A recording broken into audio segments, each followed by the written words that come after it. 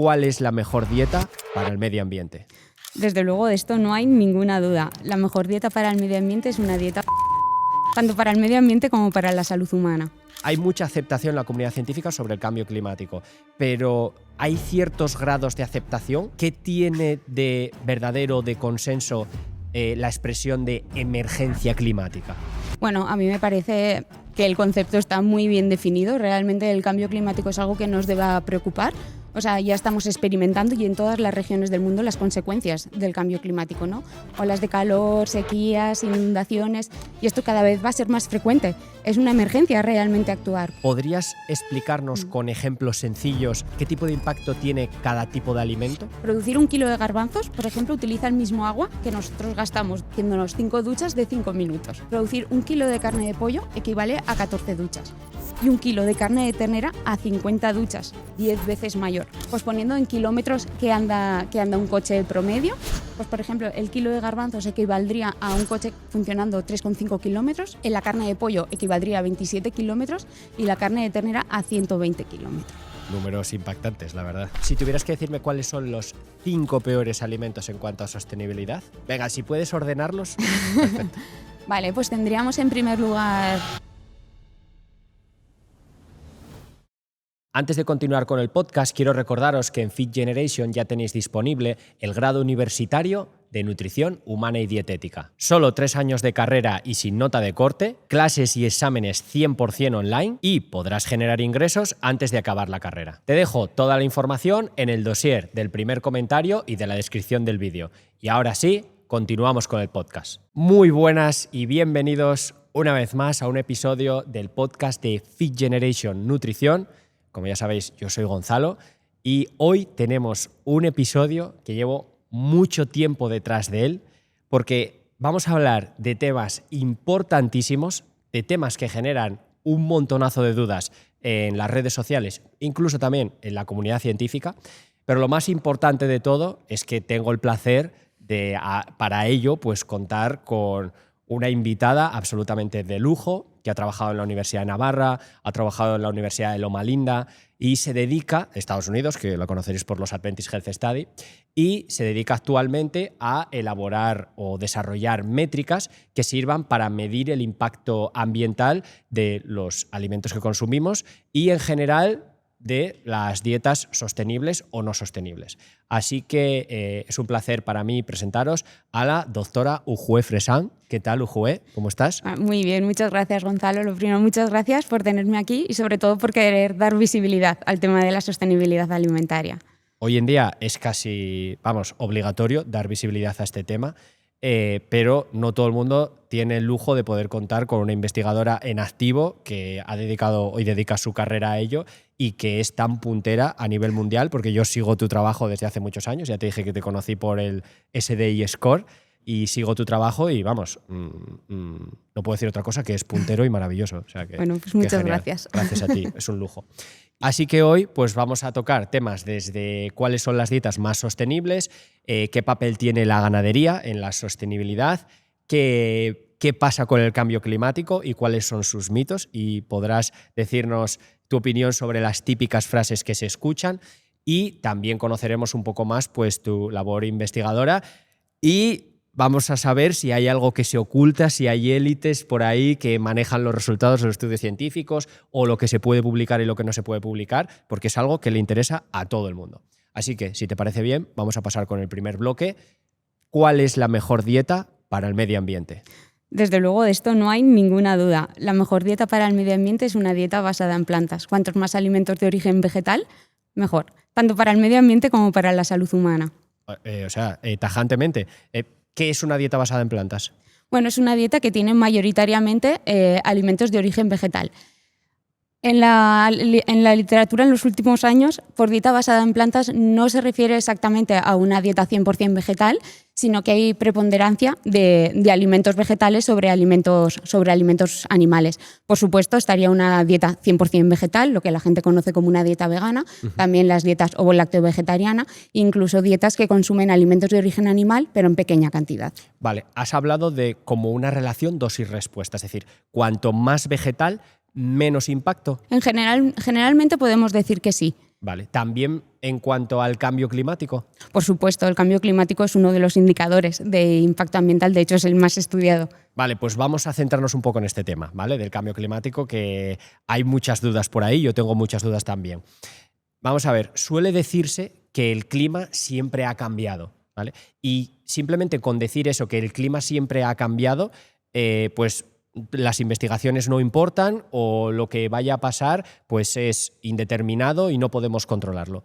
¿Qué opinas sobre esta afirmación o esta propuesta? A ver, es cierto que el clima de la Tierra ha cambiado a lo largo de la historia, ¿no? Pues hay causas naturales que implican estos cambios del clima, pues la actividad solar o las grandes erupciones volcánicas. Pero esto no quiere decir que el cambio climático que estamos experimentando ahora sea por otras causas. De los cambios que ha habido a lo largo de la historia al cambio climático que estamos sufriendo ahora, hay dos aspectos que son principalmente diferentes. Uno, en el tiempo en el que estamos sufriendo, ¿no? Por ejemplo, salir de la última glaciación, subimos en 4 o 5 grados la temperatura en un periodo de 5.000 años. Es decir, cada siglo aumentaba la temperatura 0,1 grados. Vale. Actualmente hemos aumentado la temperatura del planeta más de 1 grado en 150 años, es decir, con una velocidad 10 veces superior a lo que ha ocurrido en la historia. Y si ya en la historia, la vida, estos cambios drásticos de temperatura suponía que se creara una vida completamente nueva, ¿qué nos espera a nosotros en un periodo mucho más corto? Que no vamos a tener tiempo a adaptarnos a ellos. Y dos, la segunda cosa que también es más importante es por qué causas está creándose el cambio climático actual. Vale. Si miramos los datos del IPCC, del panel de las Naciones Unidas de expertos en el cambio climático, hacen unas predicciones de cuál sería la temperatura del planeta solo debido a causas naturales. Y hacen también una predicción que se suman las causas naturales y las debidas a la actividad del hombre.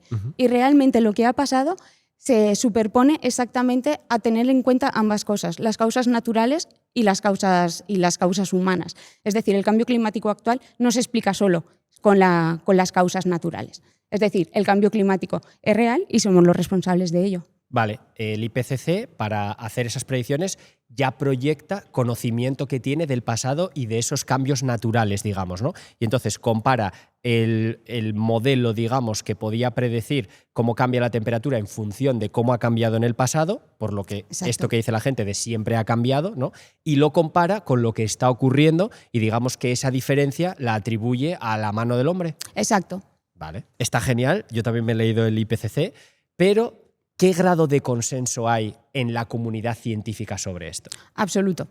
El nivel de consenso que hay en la comunidad científica sobre el cambio climático creo que es el 99,9%. Salió un estudio, creo que era en 2021, Vale. que se evaluaban 88.000 artículos científicos sobre el cambio climático y llegaban a esta conclusión, que el 99,9% de los artículos estaban conformes en que el cambio climático era real y que somos responsables de ellos. Este grado de unanimidad solo se consigue con cosas como el tabaco y cáncer. Vale, sí, cosas que no solemos dudar. Exacto. Porque no digamos que solo hay una industria interesada en que dudemos, pero no tiene tanta fuerza como tenía antes, cuando sí hacía dudar a muchísima gente, incluso a médicos, ¿no? Que la industria del tabaco. Pero hoy en día sí que nos hacen dudar. Y vale, hay mucha aceptación en la comunidad científica sobre el cambio climático, pero ¿hay ciertos grados de aceptación? O sea, quiero decir, ¿qué tiene de verdadero, de consenso, la expresión de emergencia climática? Bueno, a mí me parece que el concepto está muy bien definido. Realmente el cambio climático es algo que nos deba preocupar. O sea, ya estamos experimentando y en todas las regiones del mundo las consecuencias del cambio climático, ¿no? Olas de calor, sequías, inundaciones, y esto cada vez va a ser más frecuente. Es una emergencia realmente actuar, porque cuanto más lo pospongamos, primero, más tiempo vamos a estar sufriendo las consecuencias y después más costoso y más difícil va a ser poner solución. Con lo cual, para mí, el término de emergencia climática es perfecto. Dan el clavo, ¿no? Pero para ti, ¿el grado de consenso en la comunidad científica es este mismo? Totalmente. ¿O hay gente que dice, bueno, sí, pero no es tan grave, sí que hay cambio climático inducido por el hombre? No, yo creo que La emergencia climática es algo de consenso también, ¿no? Yo creo que sí, porque es ya muy claro. En el último IPCC, para mí, se sacan 4 conclusiones principales. 2 eran las que ya estábamos diciendo antes, ¿no? Que el cambio climático es real, que es responsabilidad humana. La tercera conclusión principal es que todas las regiones del planeta, todas, nosotros también ya estamos sufriendo las consecuencias. Y el cuarto punto, también muy importante, es que necesitamos actuar y actuar de manera drástica e inmediata. Con lo cual, la evidencia es clara que se apoya el concepto de emergencia climática. Como consenso, perfecto. Muy bien, pues muchas gracias por la explicación. Lo que voy a hacer ahora es presentarte literalmente algunas frases que se suelen decir, que yo he escuchado tal cual y que me gustaría que muy brevemente la gente conociese la posición de una experta en el ámbito, ¿no? Sobre qué tienes que decir sobre las siguientes afirmaciones. Vale. ¿De acuerdo? ¿Preparada? Perfecto. Venga. Primera afirmación. Te financian, como investigador, solo si incluyes las palabras cambio climático en tu paper o transmites una visión pro. Claro, puedes decir, sí, se publica muchísimo, el consenso es grandísimo, pero es porque te financian por ello, si no, no te financian.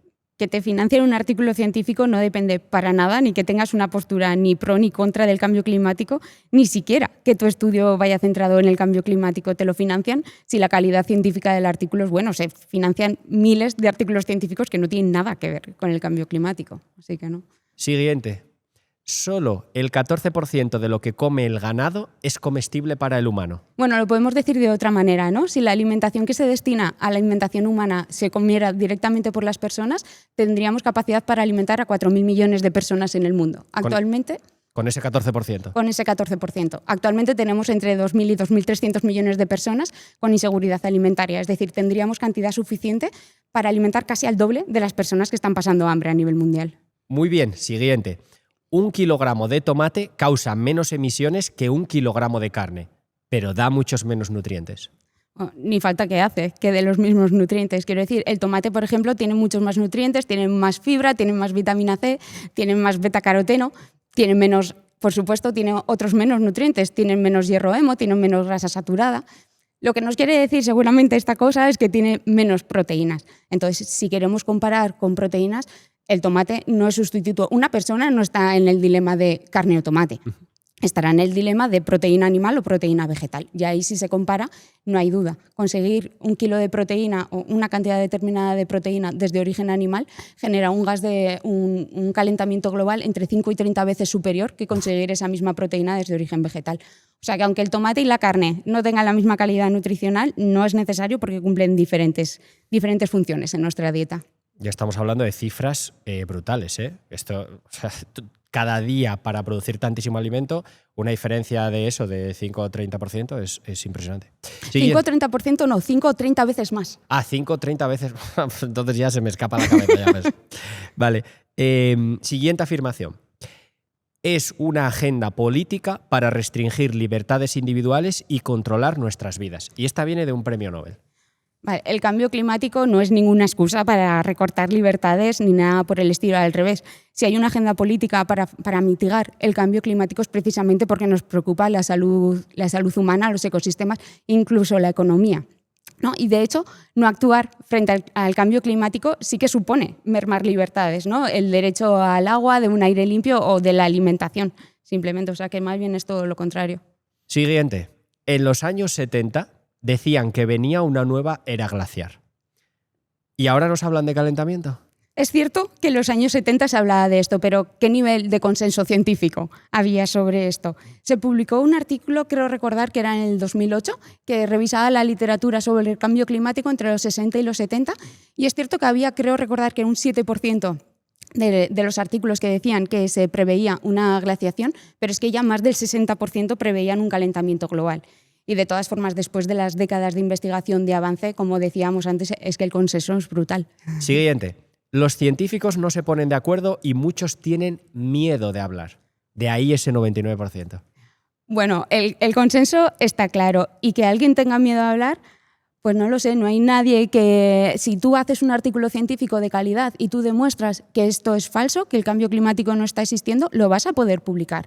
O sea, la ciencia no se genera de esto te dejo publicar, esto no, sino que al final se llega a un consenso por las miles de artículos que están apuntando hacia la misma dirección. Los modelos climáticos fallan más que una escopeta de feria.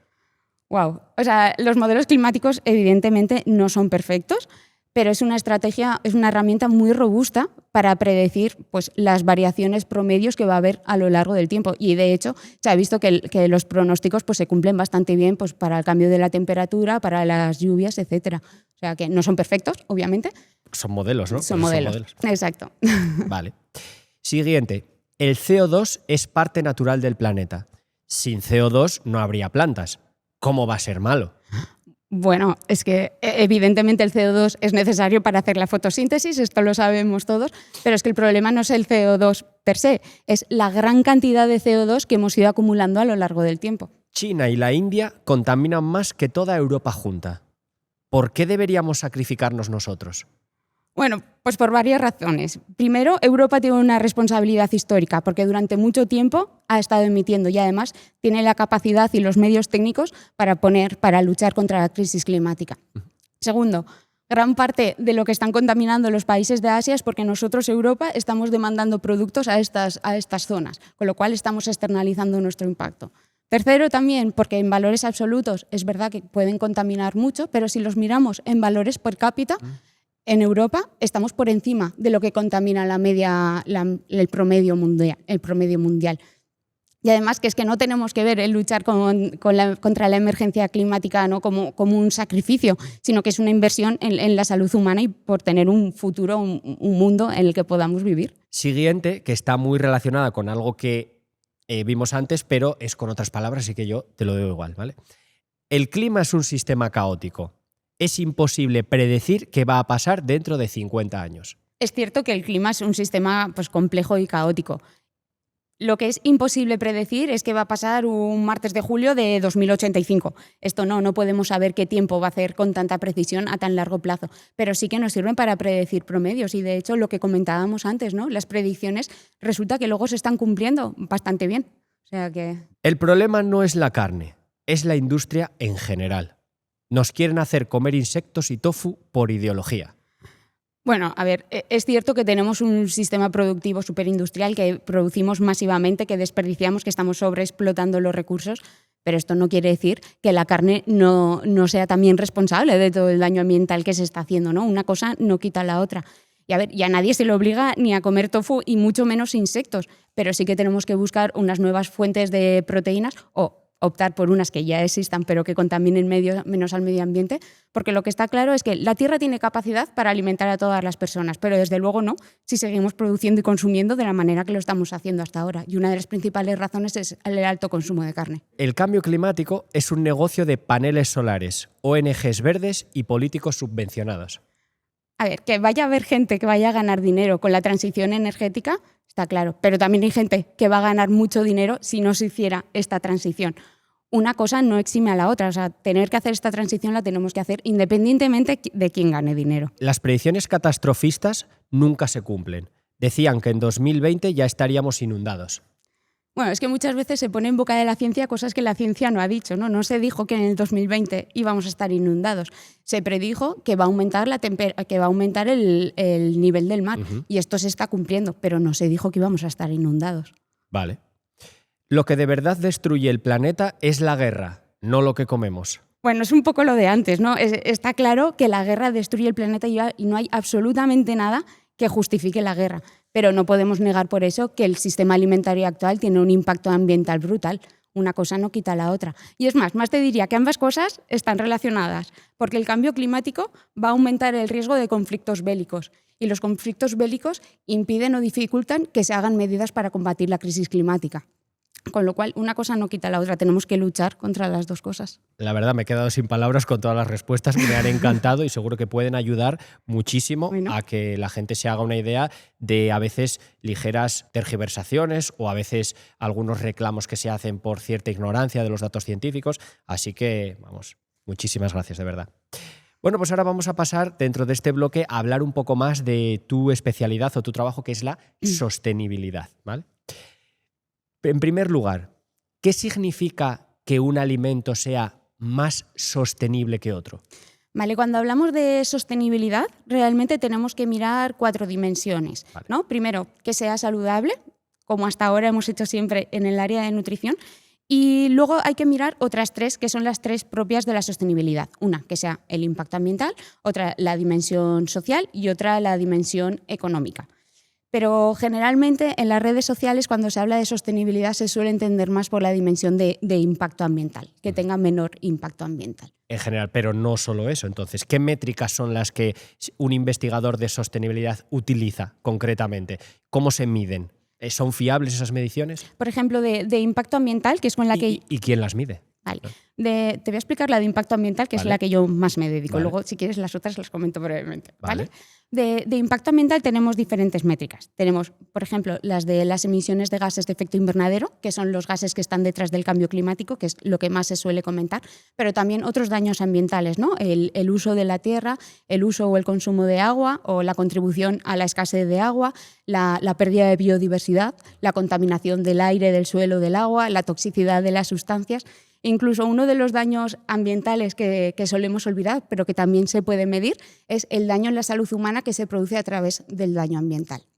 Y esto, bueno, tenemos una metodología que es el análisis de ciclo de vida, en forma cortita ACV, que en inglés se llama Life Cycle Assessment, el CA, que es la forma que más se le conoce. Y esto es una metodología estandarizada que sigue unas normativas.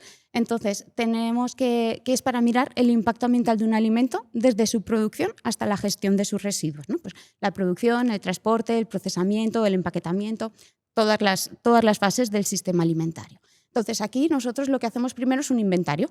Miramos todas las sustancias que necesitamos para producir este alimento a lo largo de todo el ciclo de vida. Entonces, pues por ejemplo, tenemos en la agricultura, pues necesitamos tantos kilos de semillas, tantos litros de agua, tanto diésel para el tractor, el fertilizante A, el fertilizante B, para el transporte, pues qué tipo de transporte tiene, qué energía utiliza, etcétera, etcétera, así para todo. Y luego también tenemos que mirar las salidas que tenemos del sistema. A la vez que producimos nuestro alimento, se pueden producir otras sustancias. Podemos tener un coproducto, por ejemplo, cada vez que producimos trigo, producimos paja. Y luego también puede haber otras sustancias que salgan, ¿vale? Pues por ejemplo el metano o el óxido nitroso también puede salir. Vale. Y luego a estos inventarios les aplicamos unos factores de caracterización. Es decir, conseguimos con esto convertir una lista de sustancias en los daños ambientales que antes estábamos hablando. ¿Y eso que lo medís en ciertos lugares en concreto o tenéis alguna red de colaboración de agricultores o cómo se hacen esas mediciones? Depende. Generalmente lo ideal es conseguir datos primarios. ¿Vale? Tú vas al agricultor y le das pues, una lista, digamos, como un formulario que te rellene para saber todas las cosas que ha ido utilizando. Lo mismo que si vas a una industria o a lo que sea. Y esto lo ideal es medirlo en un periodo de 5 años porque puede haber muchas variaciones, porque un año puede haber sequías y otro año puede haber inundaciones. Entonces no puedes tomar un año en concreto como referencia. Vale. Entonces tendemos a hacer esto. Vale. Y este sistema evita un poco, o más que evita, nos hace más libres de poder identificar reporte selectivo, ¿no? Como por ejemplo, pues que solo se reporte en la ganadería el metano que sale del propio ganado. Dices, no, el ciclo de la vida que acabas de comentar va desde que se produce el alimento, se transporta. Nos hace un poco más libres en ese sentido de decir, ya, pero es que no es solo eso, es la escorrentía agrícola, es la acidificación del agua, ¿no? Exacto. Van por ahí un poco los tiros, ¿no? Sí, idealmente cuantos más indicadores ambientales publiques o calcules, mucho mejor. Porque no todos tienen por qué ir alineados. Puede haber la producción de un alimento que sea alta en un impacto ambiental y baja en otro. ¿Vale? Entonces, cuantos más publiquemos, mejor. Luego también hay el tema de los factores de caracterización. Hay diferentes metodologías, diferentes métodos para estos factores de caracterización. Hay algunos que están súper especializados, ¿no? Como pueden ser los del IPCC para el cambio climático, y hay otros que miden diferentes indicadores ambientales. Pero es que incluso de los que miden diferentes indicadores ambientales se puede utilizar diferentes factores de caracterización. Por ejemplo, el metano, que estábamos diciendo. Puede haber un método que le dé un potencial de calentamiento global al metano de 24, 25, puede ser otro que le dé 30. Entonces, claro, podemos estar sesgados, podemos elegir el método de caracterización que más nos interese en función de los datos que estamos utilizando. ¿Cómo lo soluciona eso la metodología de análisis de ciclo de vida? Por normativa, tienes que hacer un análisis de sensibilidad. Es decir, no solo lo caracterizas con un método, sino al menos 2 métodos. Si llegas a las mismas conclusiones, es que tienes razón. Esos son los impactos ambientales. Pero si con una metodología te da una forma y con otra te da otra, Esto es que tu resultado está sesgado por el método que tú has elegido. Entonces, de esta manera nos aseguramos de que el impacto ambiental que estamos calculando pues, se adecue a la realidad. Esto es muy importante que todo el mundo lo escuche bien porque se entienda lo complejo que es todo y que a veces, pues por escuchar algo más sencillo, digamos, pues me atrae más esto, ¿no? Realmente son análisis súper complejos que tienen variación incluso dentro de ellos y te la pueden liar incluso con el mismo método, ¿no? O la misma caracterización, por lo que estás diciendo. Exacto. Y luego hay mucha gente, ¿no?, que tiene que coger datos de la literatura para calcular el impacto ambiental, ¿no? Y cogen un dato de un paper y otro dato de otro paper. Pongamos, por ejemplo, para comparar leche con bebida de soja. Vale. ¿Vale? En un paper los datos nos lo están dando por 1 kilo y en otros datos por 1 litro. No nos están midiendo la misma cosa. Uno nos está midiendo 1 kilo y el otro nos está midiendo 1 litro, con lo cual esto no es. Luego, por ejemplo, si un paper solo calcula el impacto de la... Un estudio científico, un ¿no? Estudio Es un paper, científico. es un Sí, estudio. perdón. No, un estudio tranquila. científico. Está mirando solo la producción agrícola, porque no todos tienen por qué tener todo el ciclo de vida. Una producción agrícola y otro es la producción agrícola, el transporte, el empaquetamiento, etcétera. No es justo compararlos. Y luego, si además están teniendo diferentes factores, metodologías de caracterización, no es justo compararlos. ¿Se pueden comparar? Sí, pero os tienes que armonizar los datos para que se puedan medir directamente. Estandarizar de alguna manera, ¿no? Exacto. Has hablado un poco, pero no te he escuchado decir, o no sé si has hablado de ello, o si impacta o no, dónde se produce un alimento. ¿Eso también influye? Puede influir, o sea, a nosotros los consumidores tampoco nos tiene que preocupar mucho de dónde se ha hecho. Porque el sentido común no nos viene a decir, bueno, lo que se ha producido localmente, como tiene menos transporte y sabemos que el transporte contamina mucho, pues va a tener menor impacto ambiental. No tiene por qué. Porque el impacto ambiental del transporte, teniendo en cuenta todo el sistema alimentario, es muy reducido, no impacta casi nada, sobre todo en huella de carbono es menos del 10%. Pero si miramos en otros impactos ambientales, como puede ser la eutrofización, la acidificación y todo esto, es que el porcentaje es mucho menor. De hecho, hace unos años se publicó un artículo buenísimo en España que comparan el impacto ambiental, tanto en huella de carbono como en huella hídrica, de frutas y verduras frescas producidas en España o importadas de diferentes partes del mundo en diferentes métodos, en diferentes meses del año. Y la conclusión es que no se puede sacar ningún patrón claro. Que tenga un impacto mayor o menor lo producido local dependerá de qué alimento sea, de qué país lo importemos y en qué época lo estamos importando. Qué bueno. Yo hace años también recuerdo que leí una revisión que una frase que te voy a decir para que la comentes brevemente me quedó marcadísima. No recuerdo cómo habían llegado a ello, pero era también así, un análisis multidimensional que cogía para analizar los alimentos y su impacto, ¿no? Y decía, aunque las legumbres diesen 20 vueltas al mundo, contaminarían menos, o sea, no sé si eran palabras literales, pero decía, su producción contaminaría menos que la carne local. Bueno, esto lo que viene a evidenciar es esto, ¿no? Lo que estábamos diciendo, que el transporte realmente tampoco aumenta tanto el impacto ambiental de un alimento. Entonces, en el caso de las legumbres, que ese es un alimento con un impacto ambiental súper reducido, por mucho que se tenga que transportar, siempre tendrá un impacto ambiental menor que un alimento que tiene un alto impacto ambiental, como puede ser la carne. Otra cosa es que optemos por lo local pues para favorecer el trabajo rural, el medio entorno, la economía local, etcétera, pero no por impacto ambiental. O sea, si seguimos consumiendo como comemos ahora, pero todo local, no vamos a conseguir disminuir el impacto ambiental. Vale, entonces, mira, ya que hemos aterrizado en legumbres y carne en concreto, ¿podrías explicarnos con ejemplos sencillos cómo impacta? ¿Qué tipo de impacto tiene cada tipo de alimento? Por ejemplo, para que nos hagamos una idea todos con cosas que sabemos las dimensiones que tiene. Vale. Producir 1 kilo de garbanzos, por ejemplo, utiliza el mismo agua que nosotros gastamos haciéndonos 5 duchas de 5 minutos. ¿Vale? Producir 1 kilo de carne de pollo equivale a 14 duchas. Y 1 kilo de carne de ternera a 50 duchas, 10 veces mayor. Si lo estamos mirando en el área que necesitamos de cultivo para producir estos alimentos, para producir 1 kilo de garbanzos necesitaríamos un área pues como un futbolín, digamos así. Vale. ¿Vale? Para producir 1 kilo de pollo, como una plaza de parking un poco grande. Vale. Y para producir 1 kilo de ternera, medio campo de fútbol. Y si miramos las emisiones de gases de efecto invernadero, ¿no? Que parece que esto es lo que más nos preocupa de la contaminación, pues poniendo en kilómetros que anda un coche promedio, pues por ejemplo, el kilo de garbanzos equivaldría a un coche funcionando 3,5 kilómetros, una cosita así. En la carne de pollo equivaldría a 27 kilómetros y la carne de ternera a 120 kilómetros. Números impactantes, la verdad. Tremendo, tremendo. Vale. Una cosa que te escuché decir personalmente a ti una vez y que me llamó muchísimo la atención porque no tenía ni idea, es que el cultivo de legumbres se utiliza para mejorar el suelo o la calidad del suelo. ¿Cómo es esto? Exacto. Las legumbres no solo mejoran nuestra salud, que también, sino sí tienen una característica especial. Las leguminosas en sus raíces hacen una simbiosis con unas bacterias del género Rhizobium, generan unos nódulos. Estas bacterias son capaces de fijar el nitrógeno atmosférico y lo dejan en el suelo de una manera que es directamente accesible para las plantas. Es decir, fertilizan el suelo sin necesidad de añadir fertilizantes externos. ¿Vale? Entonces, por eso tradicionalmente las leguminosas se han utilizado para la rotación de cultivos. Plantábamos en una época legumbres, dejábamos los suelos más nutridos para que pudiera ser el año siguiente pues, cereales o fruta o verdura o lo que correspondiera. Esto me voló la cabeza, la verdad, en palabras llanas cuando te lo escuché decir, pues no tenía ni idea, pero Sí. es que eso es importantísimo, ¿no? Muy importante. Pero unas dimensiones increíbles, porque se suele hablar siempre de los abonos, del barbecho, pero plantar legumbres en la vida, lo había escuchado. De hecho, ahora el barbecho ya no se suele recomendar tanto.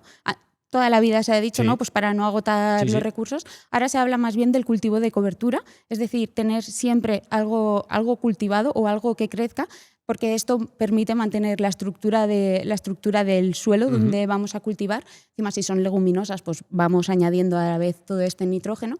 Y además, en el momento que mueren estas plantas, quedan todas las raíces enterradas y esto también pues, se supone una materia orgánica para la tierra. Pues es hora de pasar al tema de la ganadería, ¿vale? ¿Qué podrías decirle a la gente para que entienda el papel que juega la ganadería en la sostenibilidad del sistema alimentario? Vale, pongamos números. Venga. ¿Vale? Primero expliquemos cuál es el impacto ambiental del sistema alimentario y veamos cuánto contribuye la ganadería. Vale. Por ejemplo, de todas las emisiones que produce el ser humano, 1/3 están relacionados con el sistema alimentario, del cual un 60% está relacionado con la ganadería. De toda la superficie del planeta, el 38% se destina a producir alimentos. Está relacionado con el sistema alimentario, del cual el 81% es para alimentar al ganado. Pasemos, la deforestación. El 90% de la deforestación que se produce a nivel mundial está relacionado con el sistema alimentario, del cual el 77%, casi el 80%, está relacionado con la ganadería. Seguimos, la pérdida de biodiversidad. El 80% de la pérdida de biodiversidad está relacionado con el sistema alimentario, del cual un 80% está relacionado con los alimentos de origen animal.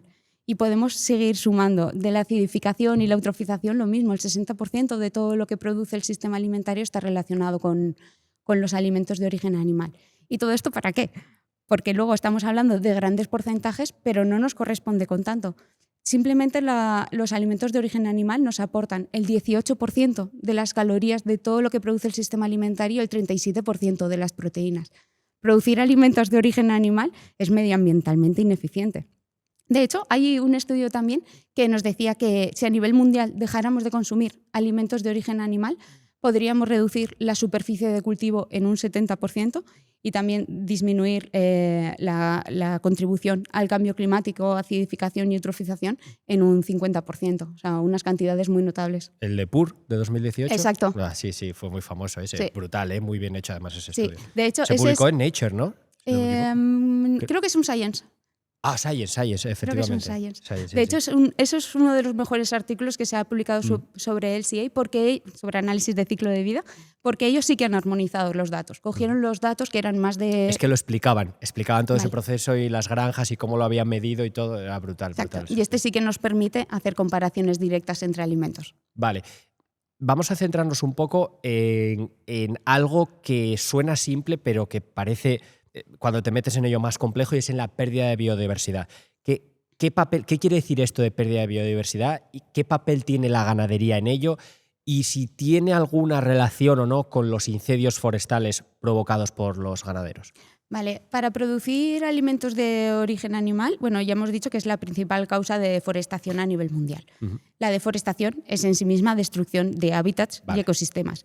Y esta destrucción de estas zonas donde habitan cientos y miles de especies es lo que lleva a la pérdida de biodiversidad. ¿Vale? Esto de manera directa y clara. De hecho, la ganadería, la producción de alimentos de origen animal, está relacionada con un 80% de la pérdida de biodiversidad. Luego también contribuye de otras maneras, ¿no? Hemos hablado antes de la eutrofización, que bueno, la eutrofización es una palabra que todo el mundo sabemos, aunque nadie sabemos que se llama así. Estas algas verdes que aparecen a veces en los lagos, en los ríos y tal, esto genera zonas muertas, pues porque estas algas no permiten entrar el oxígeno y la luz y además generan muchas toxinas, entonces genera zonas muertas. Esto también contribuye a la pérdida de biodiversidad. Entonces, mucha de esta deforestación viene en áreas de gran valor biológico, ¿no? Muchos nos suena a todos el Amazonas, pero también está pasando, sobre todo en los últimos años, en el Cerrado, que es una sabana que está al lado del Amazonas, pero con la misma necesidad y con la misma riqueza de biodiversidad. Entonces, como necesitan expandir sobre todo los pastizales, lo que hacen es deforestar y luego tenemos que limpiar todo esto que hemos deforestado. Entonces hacen quemas que se llaman quemas controladas. Pero estas quemas descontroladas se descontrolan. Entonces están detrás de muchos de estos incendios. Está todo esto relacionado. De hecho, no sé si conoces este dato, pero se me acaba de venir a la mente que un estudio del gobierno cántabro vio que más del 80% de los incendios forestales descontrolados estaban causados por los ganaderos, ¿no? Sí, puede ser. De hecho, pues todo lo que pasa en estas zonas tropicales, ¿no? Por ejemplo, el 80% de lo que se deforesta en el Amazonas es para hacer pastizales. Entonces, sí, para limpiar, ¿no? Como llaman. Bueno, tremendo. Hablaste, claro, ya intuimos por los números que has dicho un poco la respuesta de esta pregunta, pero se suele poner mucho el foco en la carne de vacuno. ¿Qué tiene de especial? ¿Por qué para el de pollo es una plaza de parking y para el de vacuno es medio campo de fútbol? ¿Qué tiene de especial la carne de vacuno en el impacto? Tiene varias cosas. La primera, que es un rumiante. Y ya nos explicaron a todos en primaria que era un rumiante, ¿no? Que a la hora de hacer la digestión genera metano. El metano es un gas con un potencial de calentamiento global, es decir, que contribuye al cambio climático, con un potencial 84 veces superior al del CO2 en corto plazo. Con lo cual, la huella de carbono de los alimentos, de la carne de vacuno, pues es muy alta, principalmente por este metano que genera. Luego también porque la tasa de conversión de los alimentos que le damos a la cantidad de alimentos que recibimos a través de la carne es muy alta. Para conseguir 1 kilo de proteína a través de carne de ternera necesitamos alimentar al ganado entre 10 y 18 kilos de proteína de origen vegetal. Que nosotros son muy ineficientes, digamos. Son muy ineficientes. Igual que nosotros cuando consumimos 1 kilo de comida no engordamos 1 kilo, lo mismo pasa con los animales. Necesitan energía su cuerpo simplemente para subsistir, ¿no? Entonces, por eso tiene una tasa de conversión muy ineficiente. Vale. Incluso hay gente que dice, bueno, pero es que estos también se pueden alimentar de pasto, no los tienes por qué alimentar con grano, etc. Pero esto ya sí que es súper ineficiente. O sea, porque el 50% de la deforestación que se produce a nivel mundial es para producir estos pastos, ¿no? Entonces, es por estas razones. Y también se suele hablar mucho de la carne, pero no olvidemos que los lácteos también vienen de la producción de vacuno, ¿no? Que, por ejemplo, en la leche hay mucha gente que te dice, pero tiene una huella de carbono muy baja. Sí, no tiene una huella de carbono excesivamente alta, pero con toda la cantidad de lácteos que consumimos, el 20% de la huella de carbono de la dieta de los europeos viene derivada de los lácteos. Además de que sí que hay lácteos que tienen un impacto ambiental muy alto. El queso, por ejemplo, es uno de los alimentos con mayor impacto ambiental. Y es que es lógico, porque para conseguir 1 kilo de queso curado necesitamos producir 10 kilos de leche, porque es la concentración. Con lo cual, el impacto ambiental es al menos 10 veces superior al de la leche. O sea, no nos olvidemos también de los lácteos, que es necesario reducir la carne, pero también los lácteos. Ahora se están metiendo más tipos de alimentos, lácteos, legumbres, carne de vacuno, carne de pollo. Y a nosotros nos gustan mucho los top, ¿vale? Entonces, vamos a intentar aterrizar a la gente de forma sencilla. ¿Cuáles dirías tú que son los alimentos, primero, con menor impacto ambiental? Si tuviéramos que formar una dieta, vamos a poner 4, porque con 4 no se puede, pero los 4 que menos impacto ambiental tienen, ¿cuáles serían? Vale, tenemos 4 que nos sirven perfectamente para generar una dieta saludable. Además, tenemos las legumbres, ¿vale? Tenemos los cereales integrales. Las legumbres son las reinas absolutas del impacto. Son las reinas de la proteína, con menor impacto ambiental, sin ningún género de duda. Vale. Las legumbres, los cereales integrales también, y tendríamos las frutas y las verduras, especialmente las que son de temporada. Pero estos 4, con estos podemos tener una dieta perfectamente saludable y con bajo impacto ambiental. ¿En ese orden? En este orden, pues te diría que las primeras sí que pondría las legumbres, Porque es como muy heterogéneo frutas en general, ¿no? Me imagino que habrá frutas con más impacto, menos impacto. Hay variabilidad dentro de cómo se produce un mismo alimento. Hay variabilidad. Sobre todo esta variabilidad es muy grande con los alimentos de origen animal, sobre todo porque no tiene nada que ver el impacto que pueda tener un kilo de ternera producida, alimentada en pasto, que ha venido de deforestación, de un kilo de ternera que viene de ganadería láctea, que está perfectamente diseñada para que sea súper eficiente. Pero tampoco en los alimentos de origen, o sea, en los alimentos de origen vegetal también hay gran variabilidad. No es lo mismo el impacto de un tomate criado en temporada en un campo abierto que un tomate criado en un invernadero, en Noruega, que necesita una energía extra para luz y para energía. Vale. Pero de todas formas, los alimentos de origen vegetal producidos de la manera más ineficiente del mundo con mayor impacto ambiental siguen teniendo menor impacto ambiental que los alimentos de origen animal producidos generando el menor daño ambiental. Lo que hablábamos antes de las vueltas al mundo de las Exacto. legumbres. Vale, Exacto. Vale. Entonces, del ranking sí que diría, no prioriza, sí que hay algunas excepciones, ¿no? Pues a todo el mundo nos suena mucho, pues yo qué sé, los aguacates, la cantidad de agua que utiliza, pero en términos generales podríamos decir que estos 4 grupos de alimentos serían los que tienen menor impacto ambiental. Pero mira, como fuente de grasa, por ejemplo, los aguacates, ya que los has mencionado, en comparación con fuentes de grasa animales, porque se suele decir los aguacates consumen mucho, claro, pero ¿comparado con qué? Al ser vegetales, ¿seguirían siendo más eficientes medioambientalmente que fuentes de grasa animal?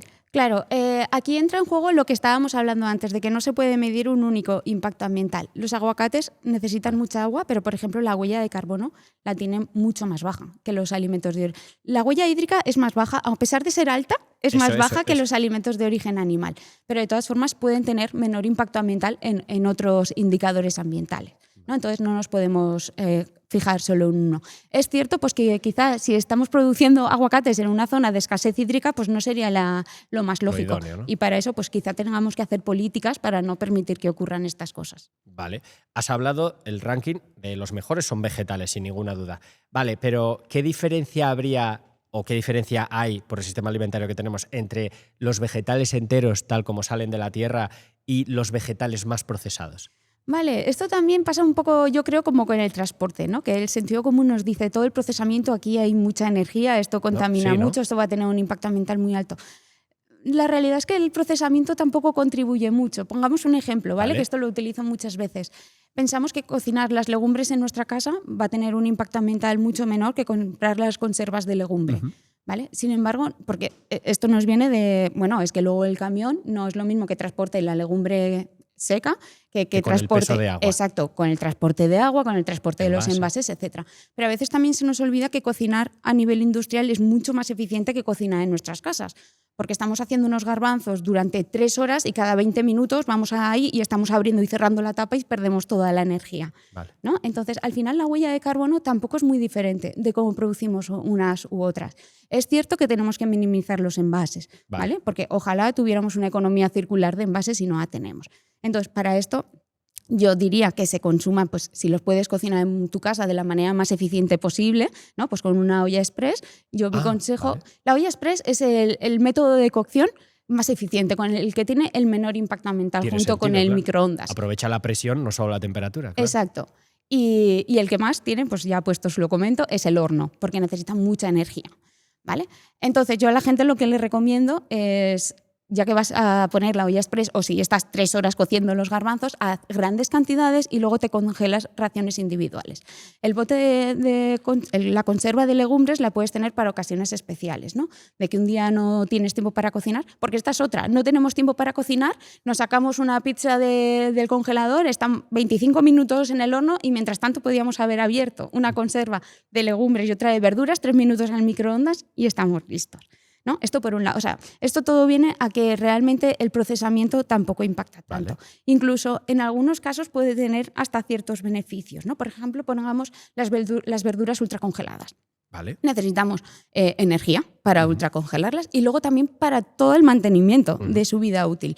Pero es que también podemos pensar que esto nos ayuda a disminuir el desperdicio alimentario, porque tiene una vida útil mucho más larga que la verdura fresca. Y además puede ayudar a reducir el desperdicio, la pérdida de alimentos en la agricultura. Porque nosotros como consumidores queremos las verduras que sean perfectas, el color perfecto, el tamaño perfecto, la textura perfecta, y en el campo no vienen así. Entonces, toda la verdura y toda la fruta que nos viene imperfectas no tiene salida en el mercado. Entonces, los agricultores, para no perderlas, muchas veces la venden a la industria procesadora para que genere esto. Entonces, de esta manera, pues podemos reducir el desperdicio alimentario también. Esto no estoy diciendo que la gente lo tenga que hacer porque, como digo, necesitamos también disminuir los envases porque tenemos un problema. Pero que un alimento vegetal procesado tampoco tendrá un impacto ambiental tan alto como los alimentos de origen animal. Obviamente, si es un alimento ultraprocesado, necesitará mucha más energía. Claro. ¿Vale? Es que hasta ahora hablabas de procesamiento con el cocinado normal, ¿no? Pero ¿qué pasa con los ultraprocesados? Claro, con los ultraprocesados necesitamos aún mucha más energía. Hicimos un estudio que hace ya unos cuantos años, cuando estaba trabajando en Loma Linda, fuimos a 3 industrias, una en México, otra en Estados Unidos y otra en Australia, que esto ya hace mucho tiempo, que entonces no se conocía tampoco mucho, que eran alternativas a la carne, alternativas vegetales a la carne. Y cuando veíamos la contribución del procesamiento, porque estos necesitan mucho procesamiento, de todo el ciclo de vida correspondía a un 40%, y más o menos la misma proporción que los ingredientes. Es decir, el impacto ambiental se multiplicaba por 2 o incluso por 3. Pero de todas formas seguía teniendo un impacto ambiental bastante reducido. Vale. De hecho, también en Loma Linda hicimos otro estudio que lo que hacíamos es cogíamos 300 y pico alimentos, todos los que salen en el cuestionario del Adventist Health Study, y comparábamos su impacto ambiental clasificándolos por la clasificación NOVA, esta que mide pues, si es un alimento sin procesar, procesado o ultraprocesado. Y veíamos que no había diferencias estadísticamente significativas del impacto ambiental de uno en otro, de que dependía de los ingredientes que llevaba. Porque claro, cuando estamos haciendo de ultraprocesados, estamos metiendo ya otros ingredientes que no son estos que estábamos hablando de los cereales o de las legumbres, ¿no? Aquí ya estamos metiendo, pues, por ejemplo, el impacto ambiental de un croissant es diferente si el croissant está hecho con aceite de girasol que si está hecho con mantequilla, o que si este croissant de mantequilla está relleno o recubierto de chocolate. El impacto ambiental va a ser muy diferente. Y hace poco, por casualidad, estaba leyendo un artículo sobre esto recientemente, que era una corte francesa, y lo que hacían es clasificar a los participantes en función de la cantidad de ultraprocesados que consumían. Y les salía que cuanto más ultraprocesados, mayor era el impacto ambiental de su alimentación. Y esto me llamó mucho la atención. Pero es que resulta que luego cuando ajustaban por calorías, es decir, cuando se miraban que la cantidad de ultraprocesados, pero a igualdad de calorías, el impacto ambiental de los que consumían más ultraprocesados era menor. Porque la mayoría de ultraprocesados que consumimos son principalmente alimentos basados en plantas. Entonces, lo que quiere decir que lo que principalmente determina el impacto ambiental de la dieta es la cantidad de calorías que consumimos y la presencia de alimentos de origen animal, no que sean ultraprocesados o no. Bueno, pues el siguiente top creo que está ya bastante claro, pero bueno, aún así, si tuvieras que decirme cuáles son los 5 peores alimentos en cuanto a sostenibilidad, venga. Vale. Venga, si puedes ordenarlos, perfecto. Vale, pues tendríamos en primer lugar la carne de vacuno, sobre todo las ganaderías que son expresamente para producir carne, no lácteos, esta. Luego tendríamos también muchos pescados que vienen o que son de arrastre, porque en el arrastre las emisiones de gases de efecto invernadero son muy altas, aparte de toda la destrucción del fondo marino que se genera. También algunos pescados de piscifactorías, porque de lo mismo que en los animales terrestres generamos deforestación en las selvas para alimentarlos, en las piscifactorías lo que se deforesta son manglares de alto valor ecológico. Esto también tendría mucho que ver. Algunos lácteos, como antes comentábamos, el queso, por ejemplo, y todos los alimentos que puedan venir de deforestación. Esto sí, sean de animal o sean de vegetal. Vale. Por ejemplo, ¿no has metido en el top el aceite de palma o el chocolate? Vale, estos son 2 de los típicos alimentos que vienen de deforestación, y estos los tendremos que evitar siempre. Y estos alimentos, el aceite de palma generalmente ya en España no se utiliza porque ha cogido muy mala fama, y hay mucha industria que te sigue produciendo exactamente el mismo alimento y te ponen sin aceite de palma, y aquello parece que ya es sostenible y que ya es saludable y que ya es de todo. El chocolate y también el café, que muchas veces se nos olvida, genera mucha deforestación. ¿Por qué? Porque para producir estos alimentos se producen en unas condiciones climáticas concretas. Claro, muy especiales, ¿no? Exacto. Entonces, de repente, la población mundial nos hemos enterado que existen estos alimentos, todos queremos consumir estos alimentos y no se pueden producir de la manera tradicional para alimentar a toda la población mundial, ¿no? Entonces, lo que han hecho pues, es deforestar. Entonces, aquí tenemos dos alternativas: intentar disminuir y, si no, informarnos mucho. Y esto, bueno, lo sugiero para todos los alimentos, ¿no? De las políticas de las marcas que estamos consumiendo estos alimentos. Alguien quiere comer de forma más sostenible, porque te está viendo y está alucinando en colores y dice, quiero comer de forma más sostenible. ¿Cuáles son los consejos breves y prácticos más importantes que le darías? Para mí, sin ninguna duda, los 3 consejos más útiles es seguir una dieta basada en plantas saludable. 2, disminuir el desperdicio alimentario al máximo. Y 3, evitar envases innecesarios. Y la etiqueta esta de ecológico, local... A ver, estas etiquetas nos indican lo que nos indican, Vale. pero que no nos den una falsa sensación de menor impacto ambiental. Que algo te ponga que es ecológico... Porque alguien va a llegar al supermercado y va a ver ecológico, local, y se le va a olvidar los consejos que has dado. Entonces, ¿qué pasa con esto? Vale, por ejemplo, que algo nos diga que es ecológico o bio quiere decir que se ha cultivado siguiendo la normativa eco o bio, Vale. ¿no? Que esto es pues, que no se utilicen sustancias de síntesis químicas y bueno, todas las normativas que genera. Pero no es garantía de que vaya a tener un menor impacto ambiental, ¿no? Por ejemplo, hay metaanálisis que ven la producción ecológica frente a la convencional, que por ejemplo la eutrofización es más alta y la superficie que necesitamos para producir es más alta en los alimentos en los alimentos en la producción ecológica. Es que esto que tampoco nos lleva a pensar que la producción convencional es mucho mejor que la ecológica, porque también necesita mucha más energía. Solo que eso, que esta etiqueta no es garantía de menor impacto ambiental. Y de hecho, cuando vamos a los supermercados, no sé si os pasa o solo me pasa a mí, que me da la sensación de que todos los alimentos, todas las verduras y las frutas que son ecológicas, todas van envueltas en papel, como si en plástico. En plástico, es como cierto. si las fuéramos a contaminar con la mirada, ¿no? Entonces este plástico, y aunque sea bio, puede ir en todo este plástico. Y tampoco evita que lo traigan, por ejemplo, en avión de otras regiones del mundo. Y nada que se transporte en avión, me da igual si es vegetal o es animal, puede tener una baja huella de carbono. Nada. Y con lo local pues pasa un poco lo que decíamos antes, ¿no? Que local pues te garantiza que si tú puedes optar a ello, pues si quieres favorecer la fijación del trabajo en nuestro entorno, de mejorar la economía local, etcétera, etcétera. Pero no necesariamente por impacto ambiental. Hilando esto con el siguiente bloque, has mencionado que lo primero y más importante es llevar una dieta basada en plantas. Entonces vamos a meternos a hablar un poco más de la dieta basada en plantas. Porque hay gente que desconfía, ¿vale? Yo no sé con qué fe o propósito o lo que sea, pero desconfían. Por ejemplo, hay un nutricionista que se llama Nutriyermo, que en el podcast de Carlos Ríos dijo directamente que hay unas élites, tú que eres investigadora, ¿no? Hay unas élites ocultas que están ahí manejando y que os pagan para que cometáis fraude, manipuléis los datos, para que las dietas basadas en plantas parezcan mejores. Mientras Carlos Ríos asentía con la cabeza. Entonces, mi pregunta es, ¿hay unas élites que te manipulan para que cometas fraude? Bueno, todo esto me parece un poco conspiranoico, la verdad, todo esto que se plantea. Realmente, o sea, que pueda haber estudios que estén financiados y que puedan tener conflictos de interés para favorecer las dietas basadas en plantas, puede ser, pero igual que hay de otros alimentos. La industria cárnica ha estado financiando muchísimos años la investigación científica y de hecho lo sigue haciendo. Pero es que hay numerosos miles de estudios científicos sin ningún conflicto de interés, totalmente independientes, que aportan los beneficios de las dietas basadas en plantas, tanto para nuestra salud como para el medio ambiente. O sea, que no sé dónde vienen estas élites. A mí, desde luego, nadie me paga nada. No. Vale, perfecto.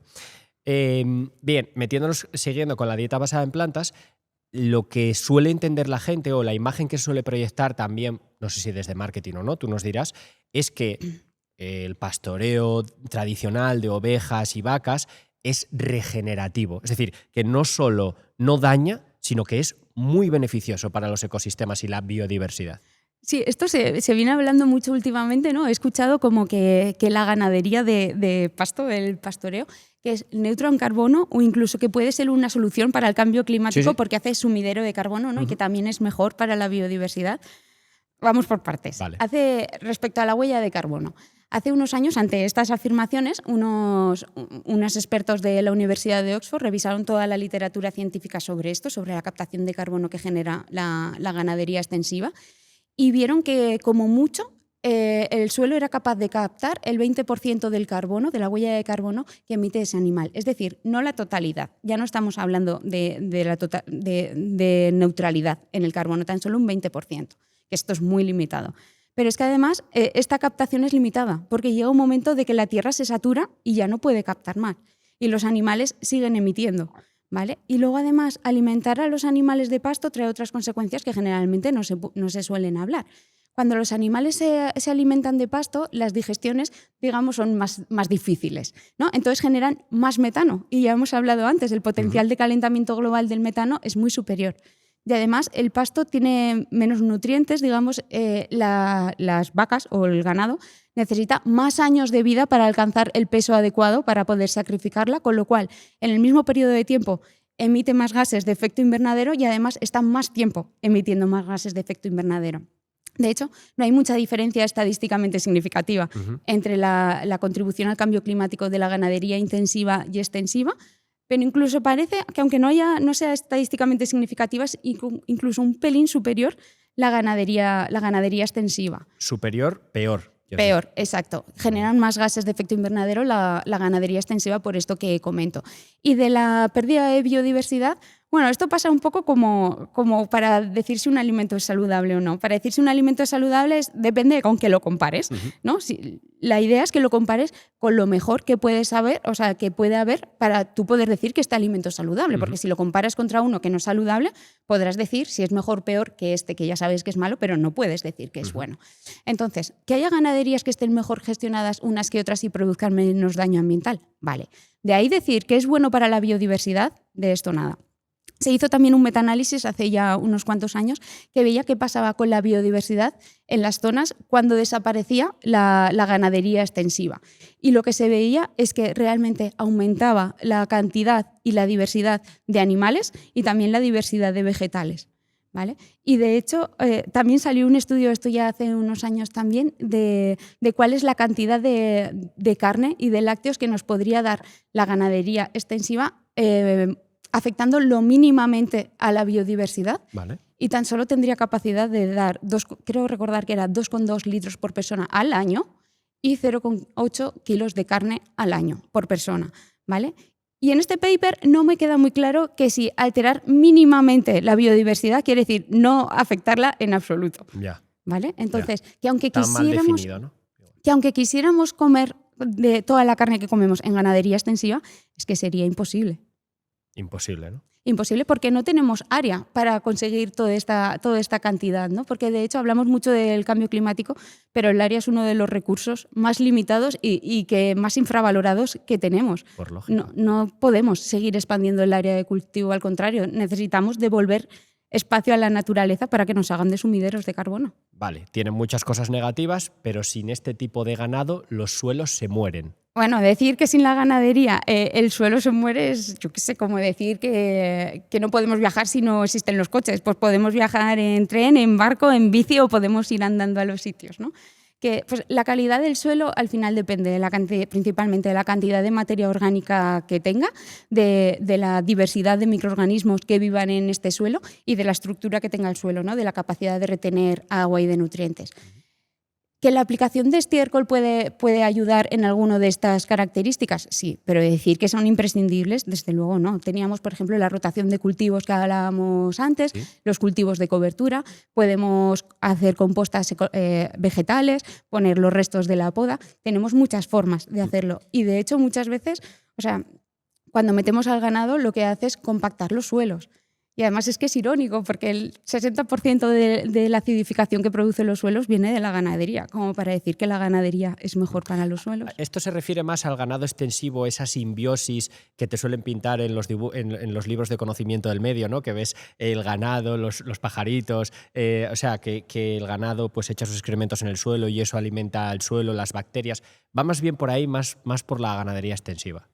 Bueno, o sea, realmente podemos pensar, ¿no? Desde el punto de vista teórico, por ejemplo, lo que sobra de los cultivos, ¿no? Esto se alimenta el ganado y el ganado con los excrementos fertilizamos el suelo. Uh-huh. Lo que desde un punto de vista teórico está bien, la realidad es que está muy desbalanceado, ¿no? O sea, parte de estos excrementos, ¿no? Del estiércol se puede aplicar para fertilizar el suelo, Pero ojo, porque esto también tiene muchas consecuencias para el impacto ambiental. Por ejemplo, cuando nosotros aplicamos estiércol se produce óxido nitroso, que esto es un gas con potencial de calentamiento global casi 300 veces superior al del CO2. Puede contribuir mucho a la huella de carbono.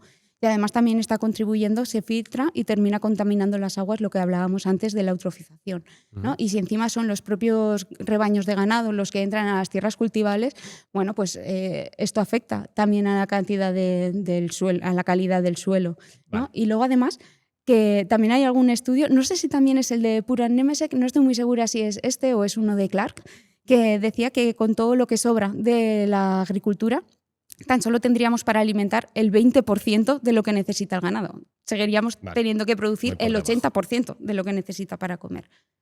Vale, ¿y la mezcla de agricultura y ganadería? ¿Hay alguna sinergia ahí que haga que sea mejor que solo agricultura? Bueno, es esto que estábamos diciendo, ¿no? Que aunque la aplicación, bueno, desde el punto de vista teórico se puede tener un sentido, a la hora de la realidad, con la cantidad de animales que estamos produciendo para consumo, pues es que está desviado y no se puede hacer. De hecho, tampoco puedo decir mucho sobre esto porque es una que se está experimentando más ahora. Se está planteando la producción ecológica. Bueno, en inglés es Veganic Organic Farming, o sea, no sé cómo se traduciría, pero agricultura ecológica veganizada, vegetal, sí. Algo así, porque ahora la agricultura ecológica lo que hace es depender mucho de los fertilizantes, son el estiércol del ganado, entonces se está mirando de a ver los beneficios que podrían tener sin meter a los animales en todo esto. Vale. De esto tampoco hay mucha publicación porque es algo que se está haciendo ahora, pero que es concebible y que se está haciendo. Vale, pero todo esto es impresionante y los datos es que son demoledores, pero entonces, ¿por qué tiene tanta fuerza en redes las frases tipo el 80% de la deforestación es por la soja y los veganos comen tofu, por ejemplo? A ver, de toda la soja que se produce a nivel mundial, casi el 80% va para alimentación animal y no alimentación humana, en concreto para pollo y para cerdo principalmente. De toda la soja que se produce, ni el 20% va para alimentación vegetal. Y la gran mayoría de estas sojas para producir aceite de soja. ¿Vale? De lo que se dedica de toda la soja a producir pues, alimentos como puede ser el tofu, el tempeh, la bebida vegetal y todo esto, es el 6 o el 7%.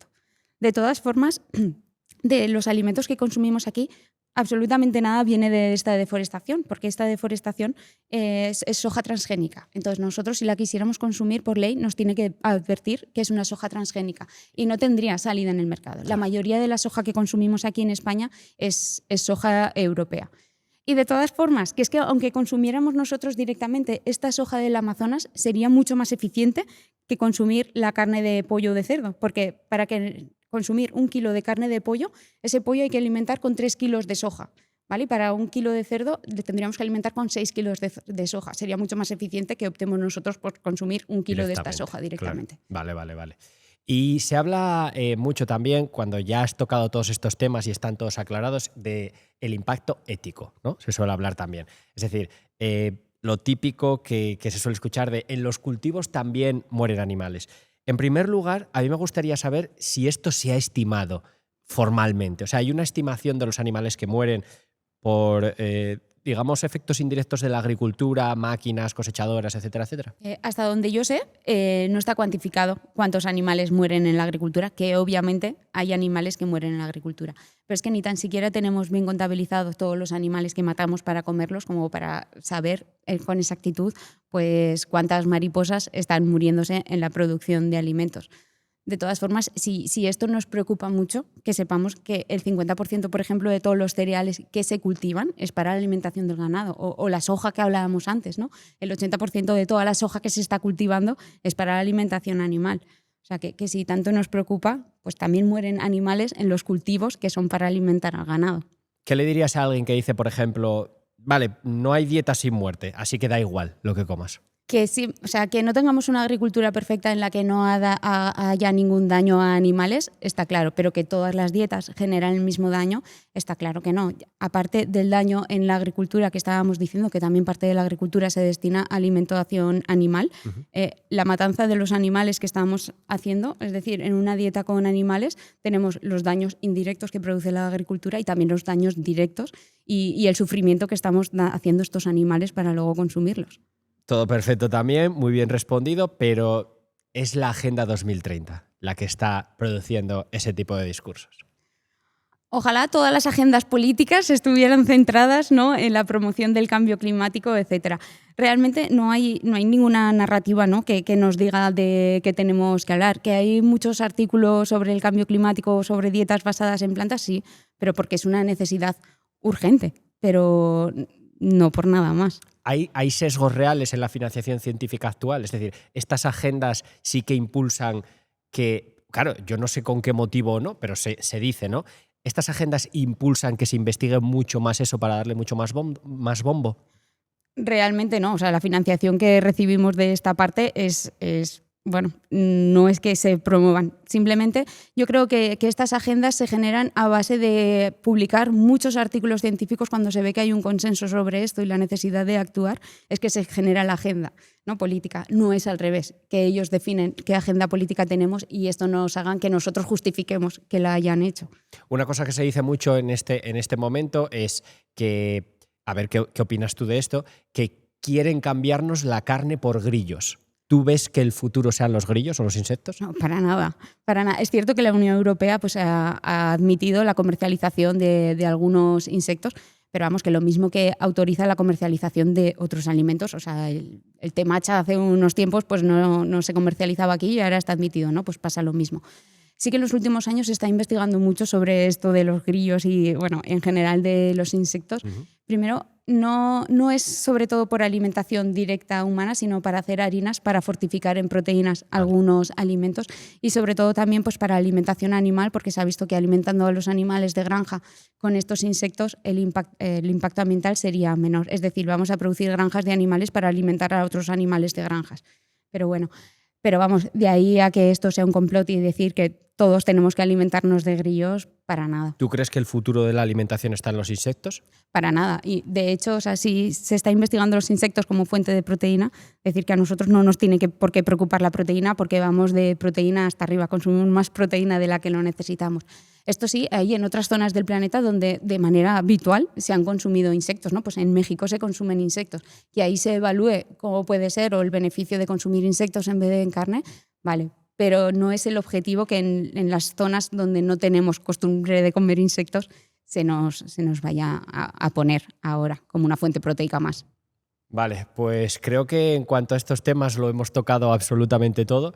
De forma increíblemente magistral, aterrizando ejemplos y tal, pero yo personalmente estoy interesado en que también la gente conozca a Ujue Fresan, ¿vale? Y el trabajo de Ujue Fresan. Entonces, para aterrizar 4 o 5 preguntas sencillas, la primera y obligada sería ¿de cuál de tus trabajos estás más orgullosa? Diríamoslo así.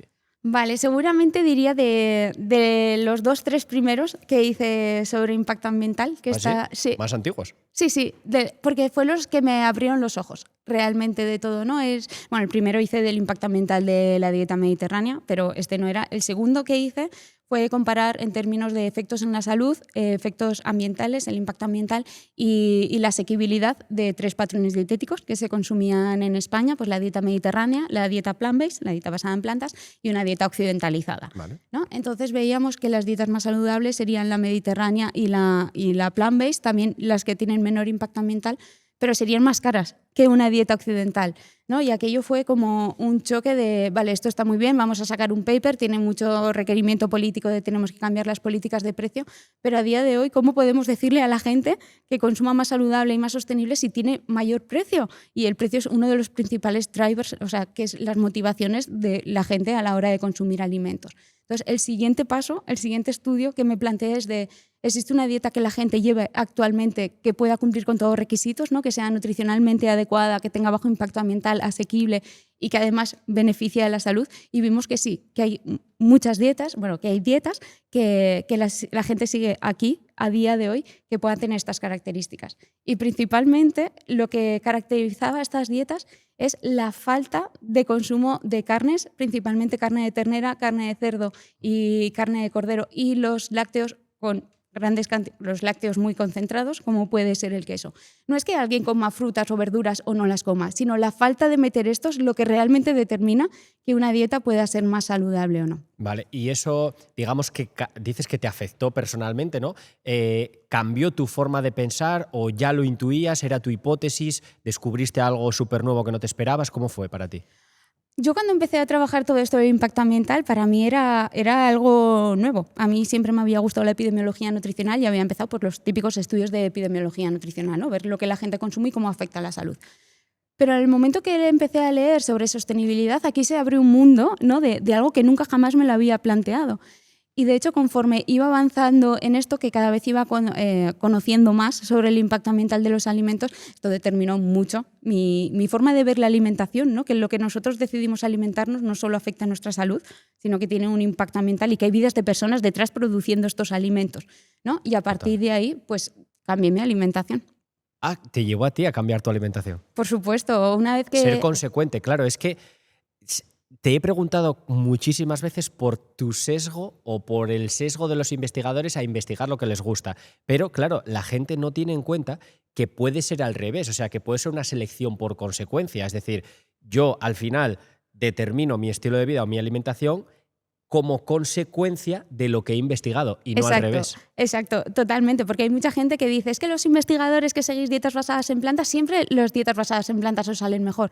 Ya, es que no es la causa, es que es la consecuencia. Hemos visto tantos artículos que aportan los beneficios de las dietas basadas en plantas que por eso nosotros seguimos las dietas basadas en plantas. Esto le pasaba a McCarthy, que también la Organización Mundial de la Salud le encargó, no me acuerdo si era un trabajo sobre proteínas o el impacto de las proteínas vegetales en el glucagón y tal, y dijo que sepáis que en el transcurso de mi investigación me tuve que hacer vegano, ¿no? Es darle la vuelta, no es porque lleves una alimentación así vayas a apoyar eso, sino que al revés, tus propias investigaciones pueden hacer que cambies tu estilo de vida. Sí, muy importante. Y de todas formas intento separar bastante, ¿eh? Lo que yo hago en mi vida personal o lo que pienso en mi vida personal como mis proyectos de investigación. Claro. O sea, yo cuando empiezo un proyecto de investigación, sea de dietas basadas en plantas, sea de lo que sea, intento ser neutral.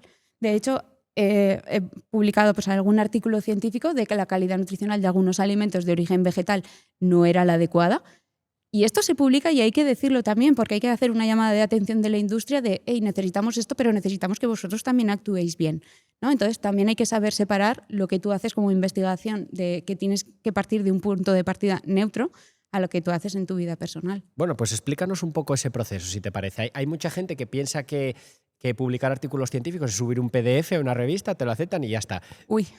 Claro, ¿qué hay que en un juez fresán que diga, ostras, voy a ponerme a hacer una investigación hasta que se publica? ¿Cómo es ese proceso? Vale, bueno, pues hay veces que tu línea de investigación está marcada por un proyecto que ha conseguido otro que te financia o lo que sea, eliges. Una vez que tienes la línea clara, estás como un año o el tiempo que sea necesario, porque muchas veces las investigaciones se alargan mucho tiempo, y ya tú tienes tu paper listo, tu artículo científico listo para enviar a la revista. Tú lo envías y lo primero lo lee el editor. El editor puede decir, este me gusta para publicarlo en mi revista, o no me interesa en absoluto, lo rechazo. Si le interesa, pasa a revisores. Los revisores son otros investigadores que son, en teoría, independientes, que evalúan tu artículo. Entonces, te dicen, con esto estoy de acuerdo, con esto no estoy de acuerdo, esto debieras cambiarlo y tal. Te mandan para que tú hagas las revisiones. Tú las haces y se las vuelves a mandar. Todo este trabajo que estás haciendo, luego la revista, si quiere, te dice, no me gusta el artículo, finalmente no te lo acepto. ¿Vale? Y una vez que te aceptan el artículo, pues ahora viene el desembolso económico, porque publicar artículos no es gratis y hay algunas revistas pues, que es bastante caro. Entonces, pues este es el proceso que tenemos que pasar los investigadores para publicar un artículo, que no es escribo un folio y lo envío y ya está publicado. Vale. Por último, ¿alguna vez te han pedido suavizar algunas conclusiones o cambiar algunas palabras para que se pudiera publicar el artículo? Sí, es una práctica bastante habitual, ¿no? Pues los revisores no siempre pues, tienen que estar de acuerdo. Hay veces que viene bien, ¿no? Porque tú cuando estás metido mucho en tu propia investigación te piensas que tu investigación es fabulosa y quizá no ves cosas que una persona de fuera las puede ver, ¿vale? Pero hay cosas que las puedes cambiar y hay cosas que las que no tienes que pasar por el aro. Yo recuerdo un artículo, por ejemplo, que tengo que era sobre dietas vegetarianas. Y uno de los revisores me dijo, porque era dieta ovo-lacto-vegetariana y dieta 100% vegetal, dieta vegana. Y uno de los revisores me dijo, tienes que meter la dieta pescetariana, la que consumen pescado pero no carne, porque también es una dieta vegetariana. Y es como, no lo voy a meter. O sea, si no me quieres aceptar el paper, no lo voy a meter. Pero una dieta que consume pescado no es una dieta vegetariana. Entonces, tú también tienes que poner tus límites de dónde estás de acuerdo y dónde no estás de acuerdo con las cosas que te piden. Y de hecho, conforme los años de leer artículos científicos, ¿no? te das cuenta leyéndolo que hay frases ahí que son como un pegote y dices, esto se lo ha pedido el revisor y ya está, él lo está metiendo pues, porque quiere publicar el artículo y ya está. Y te das cuenta de que esas frases sobran y que vienen de temas de estos. Muy bien, pues hasta aquí. Ha sido un inmenso placer. He aprendido un montón, lo que pasa es que no puedo disfrutar del todo de las respuestas porque estoy aquí preguntando, pero me veré esta entrevista porque has dado una cantidad de información impresionante, de un valor increíble y te lo agradecemos desde Fit Generation, vamos, en el alma. Sí que me gustaría que para terminar pues pudieras hablar directamente a la cámara si quieres y envíes un mensaje, dirías tú, oye, ¿qué mensaje de lo que yo transmito de mi trabajo, de mi profesión, quiero que se quede la gente que nos está viendo? ¿Cuál sería ese mensaje? Vale. O bueno, me puedes hablar a mí también, ¿eh? No Vale. pasa nada. Bueno, seguir dietas basadas en plantas es fundamental, tanto por nuestra salud. Bueno, empiezo. Seguir dietas saludables basadas en plantas es fundamental tanto por nuestra salud y como por el medio ambiente. Fijarnos solamente en la salubridad de las dietas hoy en día ya no es suficiente, tenemos que buscar ambos aspectos. Pues nada, conciso, breve y al pie, como le gusta a la gente. Así que nada, recordad que tenéis todas las redes sociales de Ujue Fresan en la descripción del vídeo y os animo muchísimo a que no os perdáis su trabajo, que es impresionante. Y nada más, por mi parte, pues muchísimas gracias por haber llegado hasta aquí y nos vemos en el siguiente episodio. Chao, chao.